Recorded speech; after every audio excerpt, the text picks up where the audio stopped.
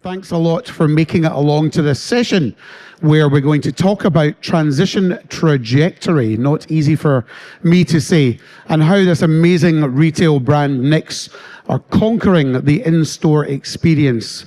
My name is Martin Newman. I am a consumer champion. I'll talk a little bit about me in a bit, but I want to introduce our two fabulous guests alongside us.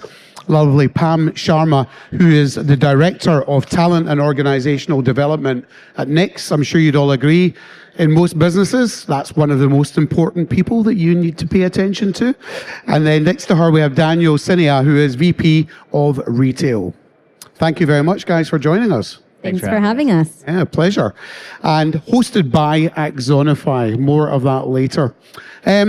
Why don't you tell us a little bit about yourself? What's your role in the business? Maybe how long you've been there, and then we can go on to talk about a little bit about Knix as a brand. Start with you, Pam. Sure, thanks. Hi, everybody. Welcome, and thanks for joining us this morning. Pam Sharma, as Martin mentioned, I've been with Knix for about a year now, so still fairly new to the organization, but certainly not in terms of my role. I've got about 30 years in the human resources, people and culture space across various industries, and have had a foray in retail previously as well. So in terms of my role at Knix, it really is about employee experience. It's about talent development and looking at how do we succeed as an organization, leveraging our people, because people are really what bring the brand to life and help us reach the customer. Absolutely. Thank you very much. Daniel. Hi, everyone. Thanks for joining us today. I've been also with Knix for about a year, so it does feel like way longer than a year. But Knix has been founded as a digital brand, and so I've been tasked with the retail brick-and-mortar part of the business. I've been a retail leader for the better part. I'm a dinosaur. I'm actually 90 years old. I look 43 though. But the main growth vehicle that we're looking at outside of our digital platform is retail, and so I'm here to help grow that. Prior to being at Knix, I was at Sephora. I was their VP of brick and mortar stores there. And then prior to that with Ralph Lauren and with Swarovski as well. Fantastic. Well, you both got some great resumes. And just to say, although I'm on the other side of the fence now, I too was a retailer for much of my career and had the privilege of running home shopping, e-commerce, catalogs, contact centres for brands like Harrods and Burberry and others. So I have to say, it's a real privilege being here to talk to you both. Maybe we can start with Pam. Tell us a little bit about Knix as a business. Where's it come from and what makes it special? What's it all about? Sure. I think, our employees and our customers are really drawn to the purpose, which is grounded in the desire to help all individuals live unapologetically free. And so our CEO and co-founder started Knix as a category in 2013. And today we've become the #1 leak-proof market leader in North America. Wow. And really this all stemmed for her from a passion to help remove the stigma that happens or that is correlated with menstrual cycles and first periods for our youth. Fantastic. Yeah. What a great story, and one for everyone to keep an eye on. Sounds like a business that's going to be conquering the world soon, I'd imagine, in your category. Daniel, if I can ask you, you obviously started as a direct-to-consumer, digitally focused brand, as you outlined in the introduction. But how have you evolved that brand promise as you've become an omni-channel business with bricks and mortar as well? How's that changed?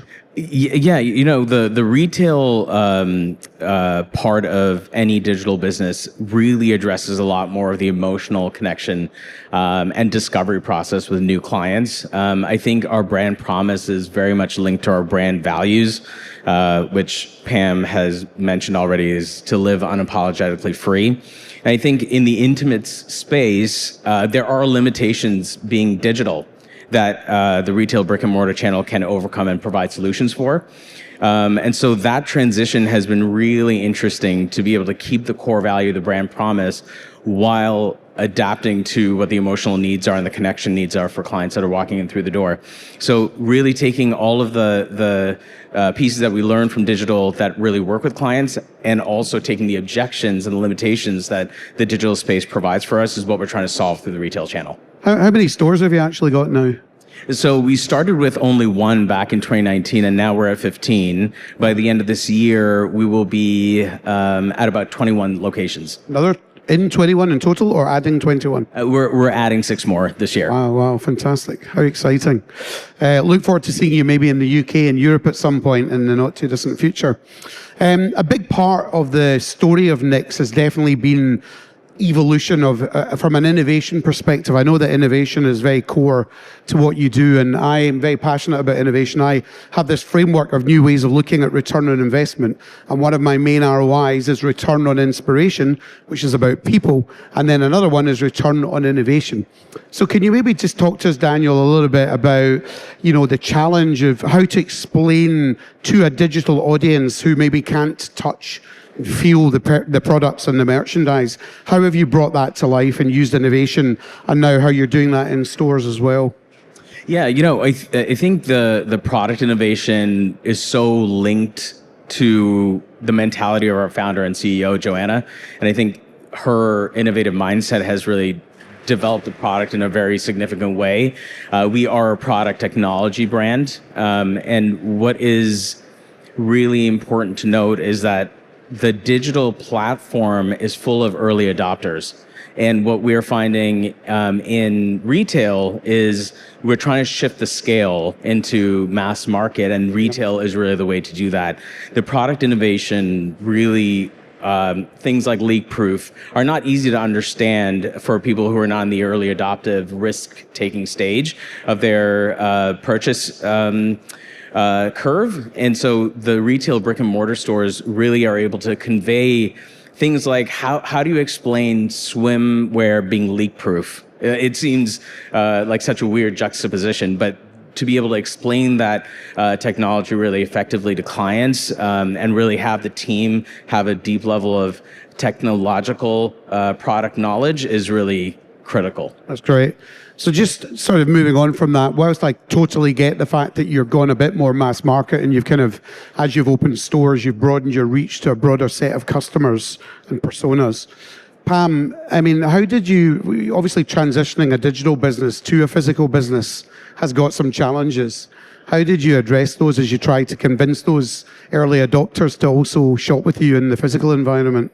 Yeah, that's a great question. I think just to go back one step, one of the moments of realization was through online, customers, and recognizing that was a population, a segment of the population that was already keen on Knix products because they were a little less, they had more risk tolerance. So, a little less skeptical is what I'd say. And so that realization helped us really understand that to bring another segment in of consumers and customers, we needed to think about how can they touch, how can they feel, how can they learn about the product, and that really comes back to our people. Yep. And those associates frontline and their ability to show up with empathy, have compassion in working with these customers to address a very sensitive issue that they're looking to solve for, right? And giving them the right training, the right resources and tools so that they feel like they're enabled to approach a customer with confidence, and really help them feel like they can ask questions, get the right answers to then think about making a purchase. Sure. And not be embarrassed about doing it because of the sensitivity of the category of the products that you're selling. So interesting. Exactly. Daniel, what are the other specific competencies you wanted to focus on for the retail team outside of what Pam just described?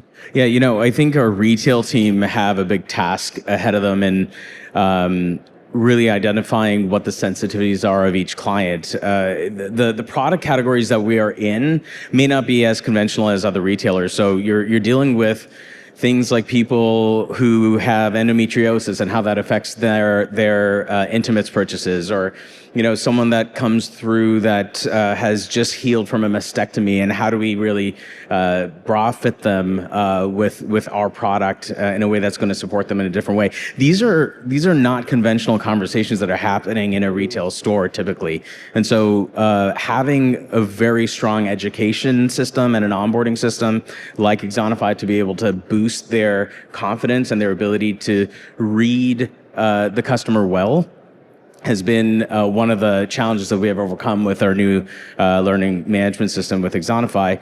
Additionally, I think we know that one of the biggest challenges that we're seeing in society today is that being able to read each other well is an eroding art. It's not as easy to find during an interview process that people understand how to read body language, understand paraverbal skills, and create an environment based on what your customer is telling you by their lack of words, right? And so these sorts of training systems need to be institutionalized and can't be ignored. Absolutely.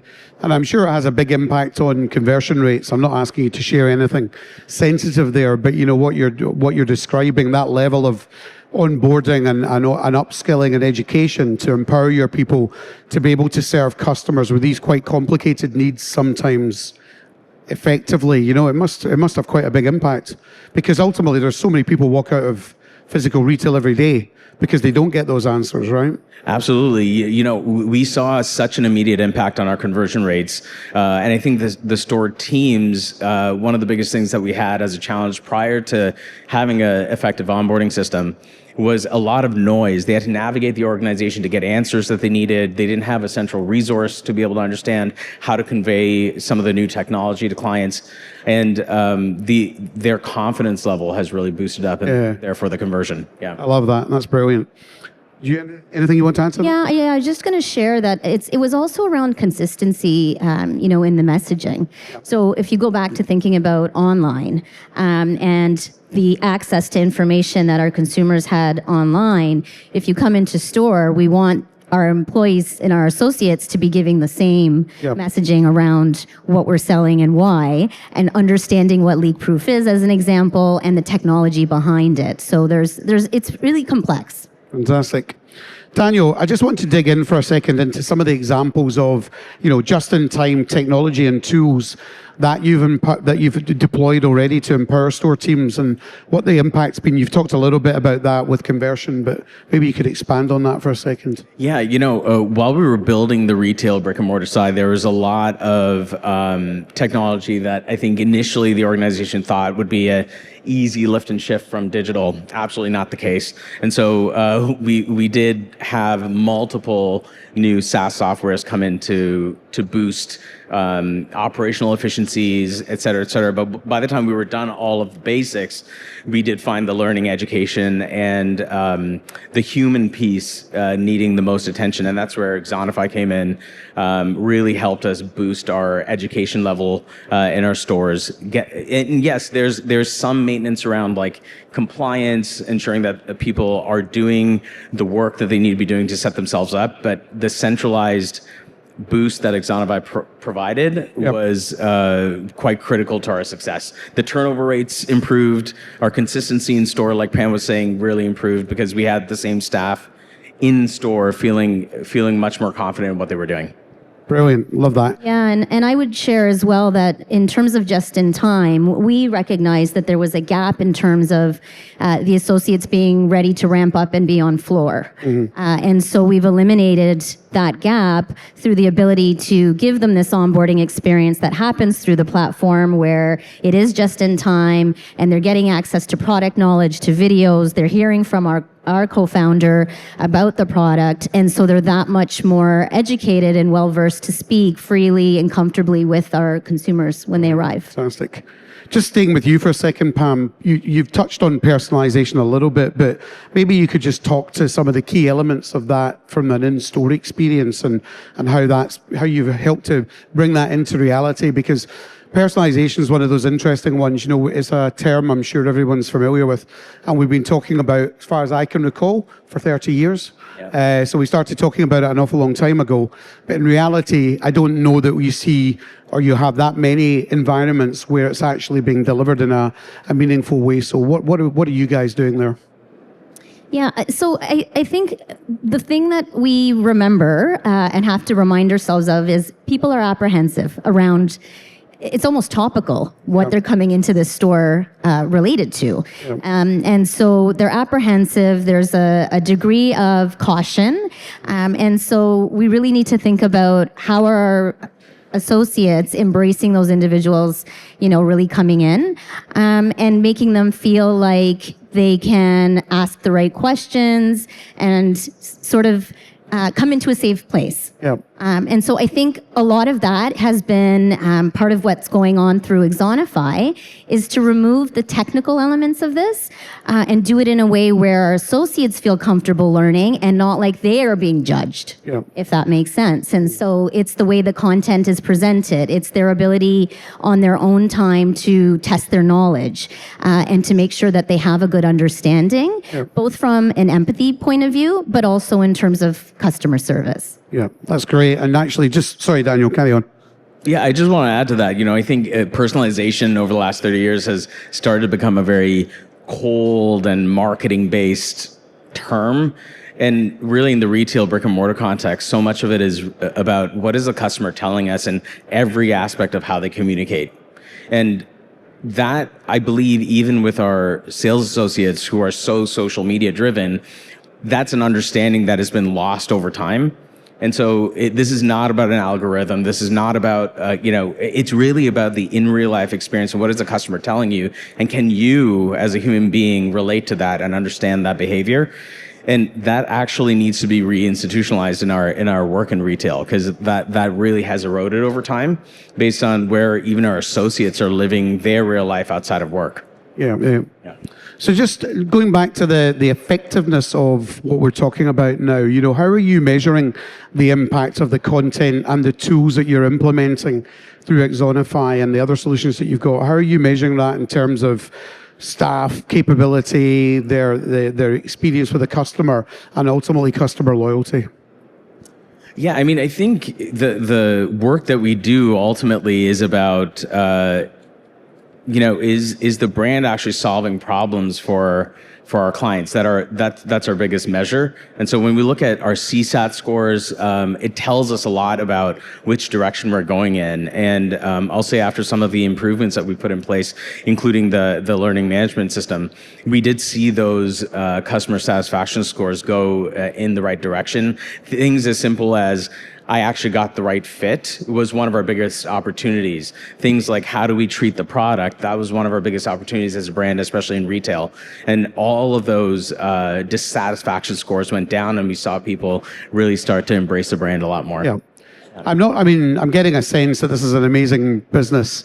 So I'm not imagining that you have horrendously high levels of employee churn. So just building on that, would I be right in saying that what you're doing now, Pam, even although the employee churn might be relatively low, is having a positive impact on that? And just generally on employee satisfaction, they must be pretty pumped turning up to work, right? Absolutely, yeah. And so we do see that through our engagement survey and the uptick that is happening through employees feeling like we're investing in them, in terms of the product knowledge. As I say, it is, as I mentioned, complex. And so it takes time. But I think now what our employees feel is that they have a platform that they can go to when they need it and access that knowledge base, but that they also have the support of their organization and their peers and their colleagues in the organization to help them along as well. So it's become, if I don't have the answer, I'm allowed to say that, and I know I have ways to find it, and to really show up from a human-centric perspective in that way.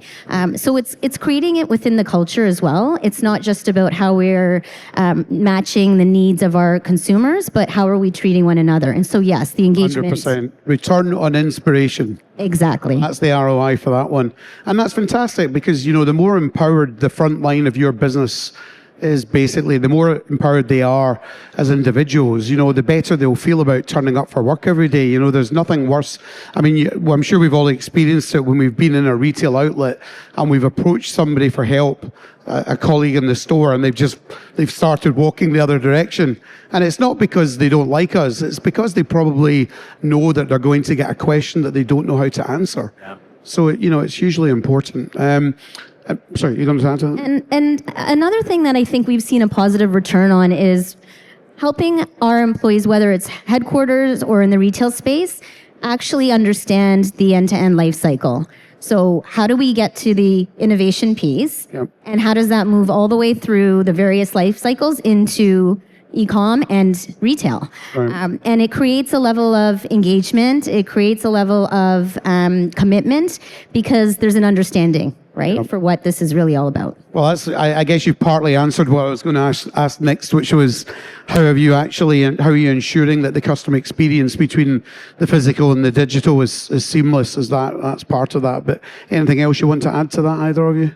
Yeah, I think the consistency in messaging has been one of the challenges that we've had to overcome over the last year. So, on a digital platform, there's a lot that you can do to be able to communicate the features and benefits of a product, et cetera, et cetera. And we wanted to be able to do that in store in a much more meaningful way, in the way that the customer expects as well. Yeah. So that feels like one of the most important things for us to have, an omni-channel that feels like we're speaking the same language, even though the interpretation might have to look different. Yeah.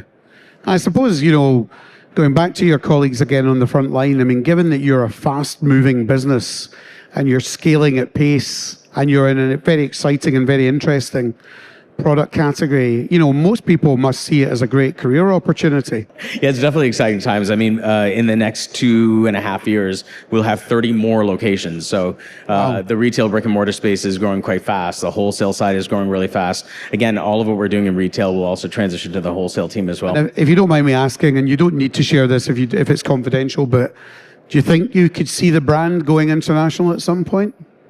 100%. 100%. Yeah. Oh, that's exciting. Yeah. Yeah, definitely. And across the US as well. So there's more to come here. Well, that's the thing with the US. There's so much to get after. There's so many towns and cities that people don't even think of when you're on my side of the pond over in the UK, but it's such a big market. You could just probably expand in the US and then never go anywhere else, right?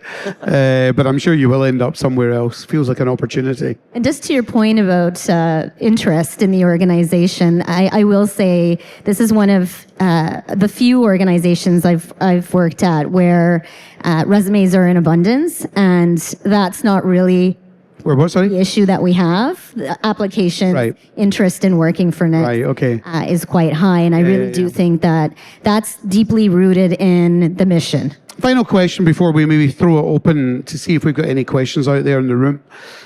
What are the key tips and tricks that you would both like to offer? You've both got fantastic experience from all the brands that you've worked with previously, as well as where you are today. What would be the key tips and tricks you would like to offer retailers who are navigating the ever-evolving and fast-moving retail landscape? Pam, let's start with you. I think for me, I really would start with investing in people. And sometimes we have to take a step back and think about, how do we present the ROI on something we want to introduce? But really, it comes down to the people are bringing the organization to life, even if it's behind the scenes. And so are we giving them what they need to be optimal in their roles and to be the most efficient they can be so that the company can be as successful as it is? And so what are we doing in terms of reward, recognition? How are we making them feel included in the overall picture, vision, mission of an organization? I think those are really key elements. So the investment in people for me is number one. Absolutely. It's all about the people.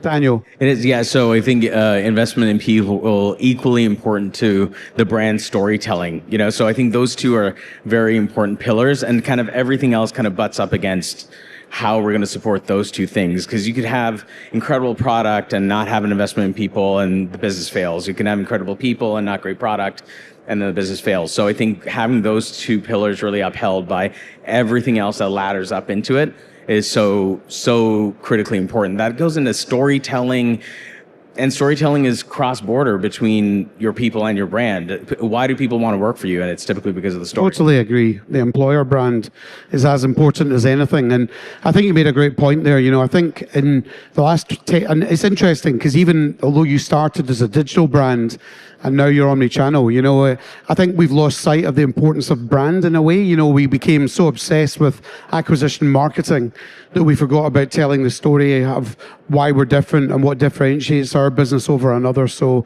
it's a great point. And of course, it's all about the people, right? Yes, and I'm just reminded through this conversation is, we through storytelling include our consumers and our customers. And so if you are in a Knix store or if you make a Knix purchase, you will see that on some of those items, there's a nod to a customer who has given us an idea, and we, sort of show humility there, which I think again goes back to our brand and the brand promise of really being there to advocate for women and individuals and making them feel comfortable in their own skin. But it's nice to kind of get that and look at it and say, oh, this product was inspired by Michelle. I think that's amazing. Absolutely amazing that, we're all driven by what other customers like us like at the end of the day, if you like, even more than the brand. So I can imagine, just how powerful that is. Well, look, it's been a great conversation. I'd like to just quickly open it up to the floor. We have a microphone here, so hopefully we have one or two questions while we've got Pam and Daniel here that somebody might like to ask. So, hi, my name's Erin. Thank you for the talk. I'm from Toronto as well, so Cool Climate Club, and we work with retail brands specifically to help them with their ESG strategies. Right. So, I don't know how to ask this eloquently, but I'll try. Pam, with all of these retail or job applications coming in and younger generations joining the workforce, are you hearing from them kind of that growing desire to be working for an organization that has an ESG strategy specific to things like climate action? Because that's something that we're really focused on now, and we know Gen Zs are they're up there. And then I guess same to you, Daniel, is sustainability and climate action a part of your conversation? Or has it entered the chat, let's say? Yeah, great question. So a lot of the applications that we receive and then subsequently those that come on board with us, that's already a component of why they decided to join. And we've got a lot of information about our ESG initiatives on our website, but they're also hearing about it through various channels, social media, Instagram. We talk a lot about it because of how important it is. And that, again, it starts from our CEO and founder, Joanna Griffith. So that's a piece of it. And then it's sort of bringing it to life internally. So we have an ESG group that, kind of thinks about how do we continue to bring this forward. And the other piece of it is 80% of our population internally, in terms of our headcount, is Gen Z. So we do have to be mindful of the things that they're really interested in. And then that also, when we think bigger picture, helps us build a pipeline of talent that can continue to grow. And as others come in behind, then we've got that, sort of intellectual knowledge so that they feel both that we're meeting them where they want to be met, and that they have some career trajectory as well. So it sort of folds together really nicely. And I think one of the founding touchstones for the leak-proof product was to be a sustainable option versus what you get in the drugstore. So I think a lot of our applicants really are so attracted to the mission. And what we have gotten really clear on, I think this was a very discerning step for us as a brand, is to say how your role that you're applying for contributes to that mission.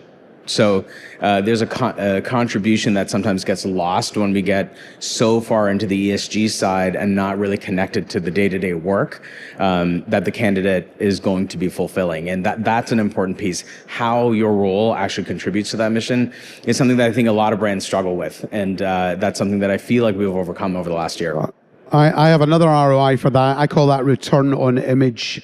You know, as we hurtle down the path of conscious consumption, actually return on inclusion, my apologies, it was about diversity and inclusion, return on inclusion. I think it's really important because the better we understand the customers we're serving, the better job we're going to do. Listen, this has been a great session. All that remains for me to do is to thank Pam, thank Daniel for your feedback. Thank you very much. Thank you. Thank you.